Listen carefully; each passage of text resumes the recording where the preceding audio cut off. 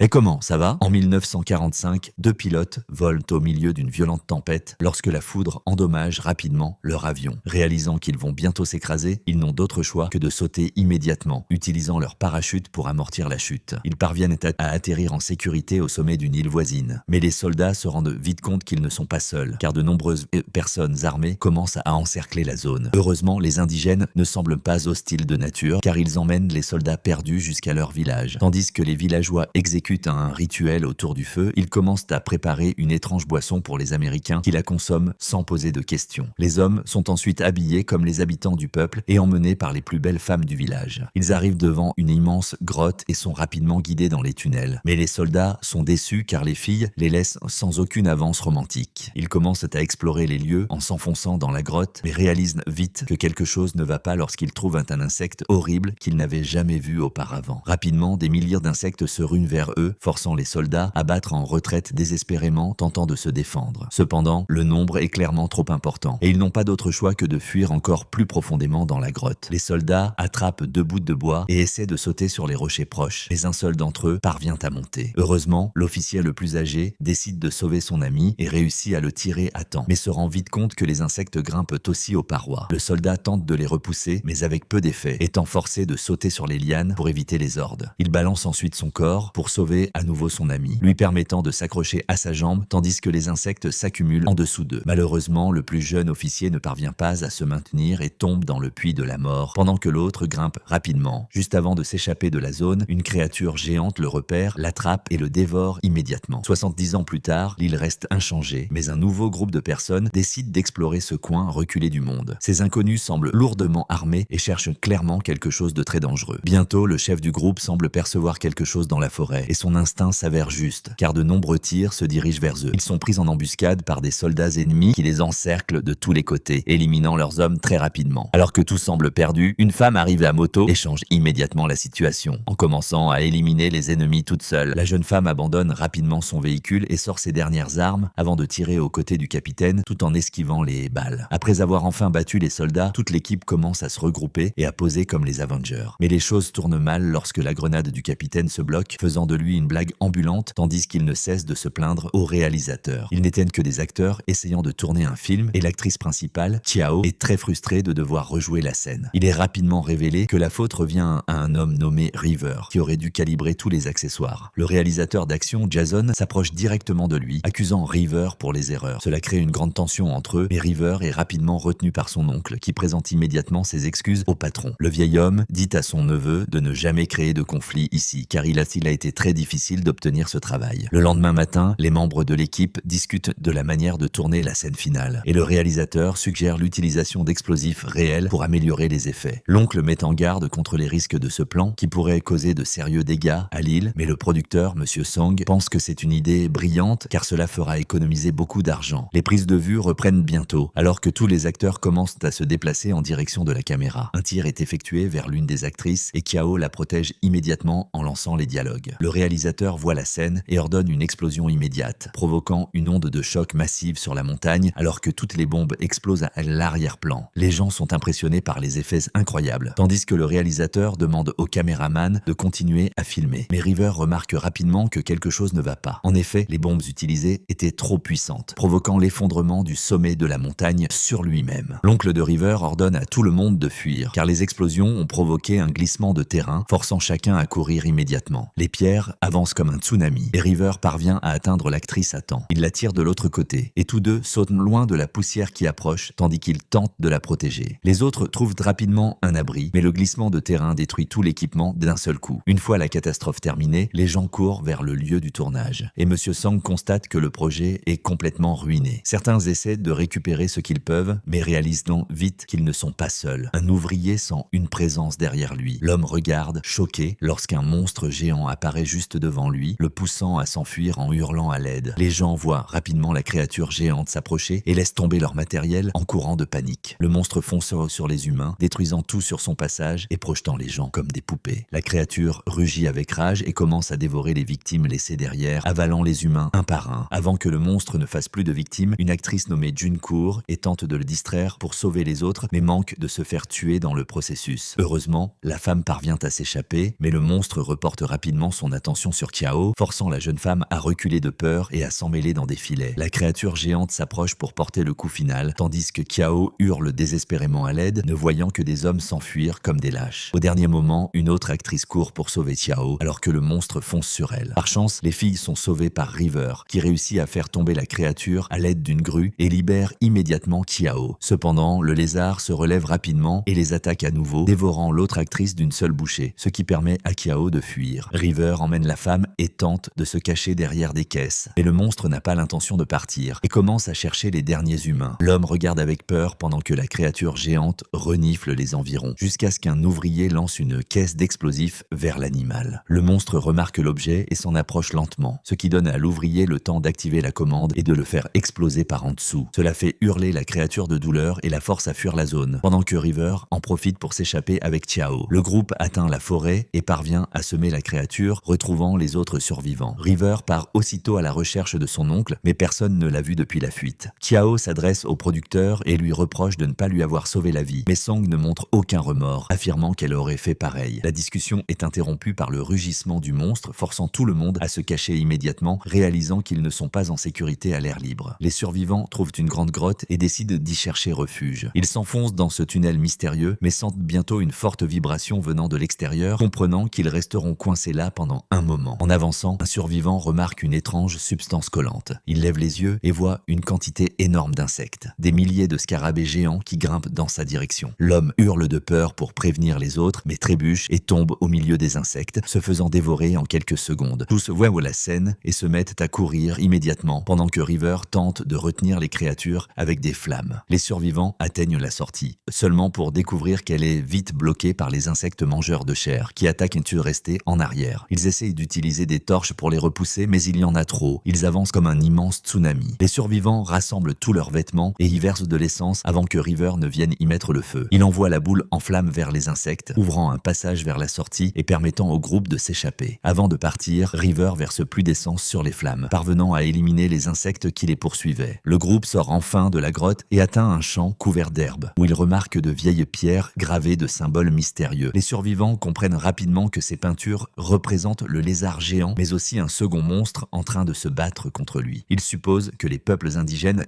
vénéraient ces créatures comme des dieux et pouvaient les invoquer grâce à des rituels. Jason dit que tout le monde doit quitter cette zone immédiatement et essayer de fuir l'île au plus vite. Au même moment, l'oncle de River, encore vivant, rejoint d'autres survivants et tout tente de retrouver le campement. Très vite, les survivants découvrent quelque chose de très étrange. Plusieurs œufs géants sont dispersés dans la zone. Ils sont stupéfaits par la taille des objets, mais l'oncle leur dit de partir immédiatement avant d'attirer de nouveaux ennuis. Ils finissent par regagner le campement et River retrouve son oncle. Le vieil homme s'approche de Song et lui dit qu'il faut quitter la zone immédiatement, car ils ont trouvé le nid d'un deuxième monstre tout proche. Pire encore, les survivants ont emporté un des œufs, malgré les avertissements de l'oncle. Song le voit et affirme qu'ils doivent revenir chercher d'autres œufs, car cela pourrait les rendre très riches. Pendant ce temps, un des hommes aperçoit un serpent géant surgir derrière lui. La créature s'approche et avale la victime d'une seule bouchée, laissant tout le monde sous le choc devant ce monstre dressé au-dessus d'eux. Le monstre tourne son attention vers Qiao, paralysant la jeune femme de peur, mais River court à temps pour la sauver à nouveau. La créature attaque les autres survivants, écrasant les gens comme des insectes et les lançant avec une force incroyable. Très vite, le monstre repère l'odeur de l'œuf et encercle celui qui l'a retiré du nid. Le serpent se dresse, le regarde avec rage et l'avale, puis il commence à fouiller tout le camp à la recherche de nouvelles proies, pendant que River l'approche discrètement et tente de le distraire en lui plantant une lame dans la queue. Cela ne fait qu'énerver davantage la créature, qui projette River au loin comme un moustique. Le monstre se met à le poursuivre, forçant River à courir pour sauver sa vie, essayant d'échapper aux attaques en se balançant à travers les lianes. L'homme parvient à s'échapper de justesse, mais tombe rapidement au sol, ce qui permet à la créature de l'encercler. Avant qu'elle ne le tue, Jason lance une lance qui transperce le corps du monstre, attirant aussitôt son attention. Le serpent commence alors à pourchasser Jason, qui se réfugie dans une grotte, échappant à la mort de justesse. June saisit un extincteur et tente d'éloigner le monstre en lui pulvérisant le visage. Cela ne fait qu'aggraver la colère du monstre, qui projette la femme violemment et la blesse gravement. River assiste à la scène et lance une bombe sur la créature, provoquant une explosion qui la laisse étourdie sur place. Les autres profitent de l'occasion pour courir immédiatement et aider la femme à quitter la zone avant que le serpent géant ne reprenne ses esprits. En même temps, un des techniciens réussit à fuir, poursuivi par Song, car il a pris les bancs du film. Il menace le producteur. S'il ne survit pas, il détruira les enregistrements et révélera que l'homme a mis tout le monde en danger. Song est forcé d'accepter les exigences du technicien et tous deux feu, se dirige vers la plage en espérant être secouru. Peu après, le producteur remarque plusieurs fruits dans les buissons, semblables aux peintures des anciennes pierres. Il comprend rapidement que ce sont les objets utilisés par les indigènes pour invoquer le monstre, ce qui lui donne une nouvelle idée pour s'enrichir. Il suit de près l'autre homme, brandit un bâton et l'attaque violemment, le frappant à terre à coups de pied. Song tente de récupérer les bandes, mais les laisse tomber dans l'eau, ce qui pousse le technicien à se précipiter pour les rattraper. Il profite alors de la distraction pour frapper l'homme à la tête et le pousser dans le lac, le tuant sur le coup. Song observe le corps avec satisfaction, mais est surpris par Jason, qui vient d'assister au meurtre. Pourtant, le producteur n'a pas l'air inquiet et s'approche de Jason pour lui proposer un nouveau plan. Il explique avoir découvert comment invoquer le lézard géant et qu'ils doivent filmer le vrai monstre, ce qui leur rapportera une fortune. Song révèle aussi qu'ils doivent éliminer tous les survivants restants pour cacher la vérité. Selon lui, la meilleure façon d'y parvenir est de laisser la créature les dévorer pendant le rituel. Jason hésite, mais en pensant à la célébrité, accepte le plan. Leur conversation est interrompue juste à temps par les survivants et il lance alors l'opération pour sacrifier le groupe. Pendant ce temps, River a survécu avec les autres, mais le serpent géant a réussi à les retrouver dans la forêt. Les survivants tentent de fuir en transportant leur ami blessé, mais la créature capte leur odeur et fonce sur eux. Soudain, le lézard géant surgit, attirant immédiatement l'attention du serpent. Les deux monstres poussant des rugissements féroces avant de s'affronter violemment. Cela donne aux humains une chance de s'échapper, mais ils sont vite ralentis par June qui perd beaucoup de sang. Elle supplie qu'on la laisse, mais Kiao refuse de l'abandonner. River observe en silence le combat entre les deux monstres. Il remarque que le serpent prend le dessus, essayant d'étrangler le lézard. Mais ce dernier se jette au sol, mord le cou du serpent et le broie avec force. Le lézard parvient à se libérer et finit par briser le corps du serpent. River le voit et crie qu'il faut fuir, mais le groupe peine à avancer avec June. Elle comprend qu'elle les ralentit, les pousse et utilise sa dernière force pour courir vers le monstre, leur donnant une chance. Tous la regardent, choqués, tandis qu'elle se retourne une dernière fois avant d'être dévorée. Les survivants retournent dans la forêt, mais l'oncle de River s'effondre. Il souffre d'une crise cardiaque faute de médicaments. River tente désespérément de le porter, refusant de le perdre, mais le vieil homme lui demande d'arrêter et le supplie de fuir l'île, quoi qu'il en coûte. Il meurt dans ses bras, laissant River en larmes. Ils parviennent à revenir au camp au crépuscule, et River commence à enterrer son oncle pour qu'il repose enfin en paix. Plus tard, il rassemble tous les produits chimiques disponibles et commence à fabriquer des bombes, remplissant des boîtes métalliques de poudre. Il dit à la femme qu'après avoir vu les peintures, il pense que les monstres sont attirés par les fruits spéciaux. Il pense que la seule façon de fuir est de provoquer un affrontement entre les monstres pour en profiter et s'échapper de cette île maudite. Il donne un talkie-walkie à la femme et lui dit de l'appeler si quelque chose tourne mal, puis part chercher les fruits. Après un moment, Kiao commence à s'inquiéter de ne pas avoir de nouvelles de River, mais elle tombe sur Jason et Song qui veulent savoir où il est. Elle sent que quelque chose ne va pas et décide de mentir. Mais Song s'en rend compte et Jason la saisit, la faisant s'évanouir. Le lendemain matin, les deux hommes ont attaché les autres au sol, prévoyant de les offrir en sacrifice au monstre. Song sort de la forêt avec une corne à la main, affirmant avoir trouvé l'objet nécessaire au rituel, comme le montrent les peintures. Kiao se réveille et supplie qu'on libère tout le monde, mais Song rit et dit qu'il termine le film. La conversation est interrompue par un bruit dans la radio. Song comprend que River est proche. Jason part le chercher, mais c'est un piège. River profite de l'occasion pour lancer une barre de fer sur Song, le mettant à terre et libère les prisonniers. Song se relève et sort une arme cachée, menaçant de tirer sur ceux qui fuient.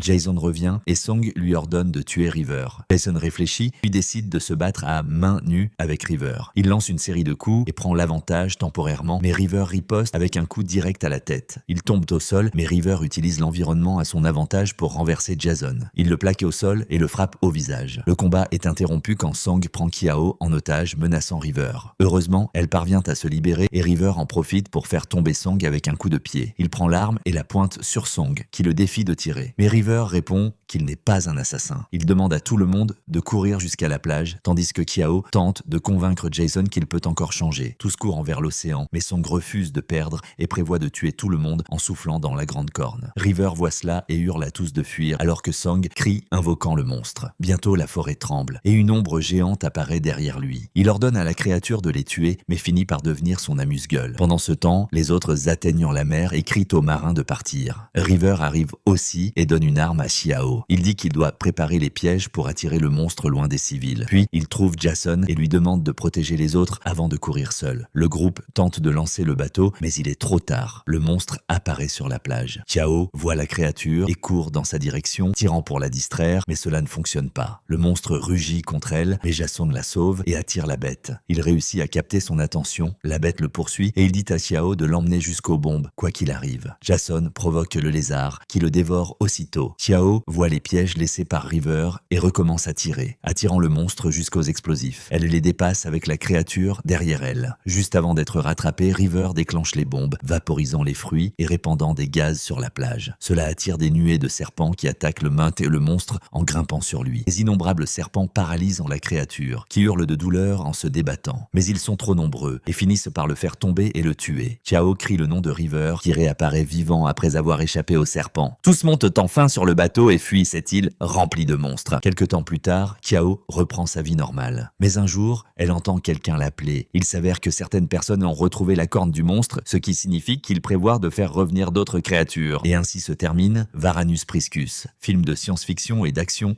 de 2021. Et je vous attends dans la prochaine vidéo.